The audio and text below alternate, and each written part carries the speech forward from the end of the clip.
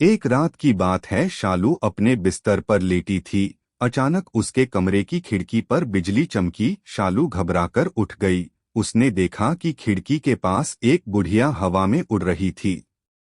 बुढ़िया खिड़की के पास आई और बोली, शालू तुम मुझे अच्छी लड़की हो, इसलिए मैं तुम्हें कुछ देना चाहती हूँ। शालू यह सुनकर बहुत खुश हुई। बुढ़िया ने शालू को एक छड़ी देते हुए कहा, शालू ये जादू की छड़ी है। तुम इसे जिस भी चीज की तरफ मोड़कर 2 बार घुमाओगी वह चीज गायब हो जाएगी। अगले दिन सुबह शालू वह छड़ी अपने स्कूल ले गई। वहां उसने शैतानी करना शुरू किया। उसने पहले अपने सामने बैठी लड़की की किताब गायब कर दी, फिर कई बच्चों की रबर और पेंसिलें भी गायब कर दी। किसी को भी पता न चला कि यह शालू की छड़ी की करामात है।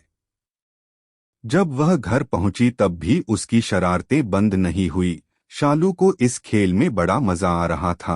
रसोई के दरवाजे के सामने एक कुर्सी रखी थी। उसने सोचा, क्यों न मैं इस कुर्सी को गायब कर दूं। जैसे ही उसने छड़ी घुमाई वैसे ही शालू की माँ रसोई से बाहर निकलकर कुर्सी के सामने से गुजरी और कुर्सी की जगह शालू की माँ गायब हो गई। शालू बहुत घबरा गई और रोने लगी। इतने ही में उसके सामने वह बुढ़िया प्रकट हुई। शालू ने बुढ़िया को सारी बात बताई। बुढ़िया ने शालू से कहा, मैं तुम्हारी माँ को वापस ला सकती हूँ, लेकिन उसके बाद मैं तुमसे ये जादू की छड़ी वापस ले लूंगी।